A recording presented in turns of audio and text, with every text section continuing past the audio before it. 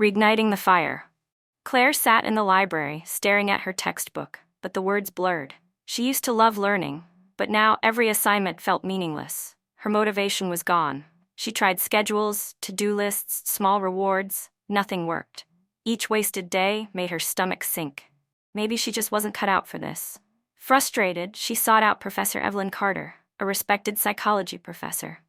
As Claire entered her office, Professor Carter greeted her with a knowing smile. "You look troubled," she said. "What's on your mind?" Claire hesitated. "I think I've lost my motivation. I used to be so driven, but now, I just feel stuck." Professor Carter leaned back. "Where do you think motivation comes from?" Claire frowned. "From wanting something? From passion?" Professor Carter nodded. "That's what most people think. But if motivation only came from passion, why do even the most passionate people struggle?" Claire had no answer. Professor Carter continued. "Students lose motivation for many reasons: burnout, fear of failure, boredom, pressure. But the biggest mistake people make is assuming they need motivation to take action." Claire's brow furrowed. "Isn't that how it works? You feel motivated, so you act?"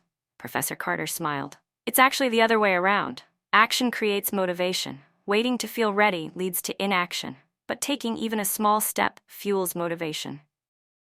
Claire exhaled. "So what do I do?" Professor Carter slid a blank sheet toward her. "Write one thing you can do in the next 5 minutes. Something almost too easy."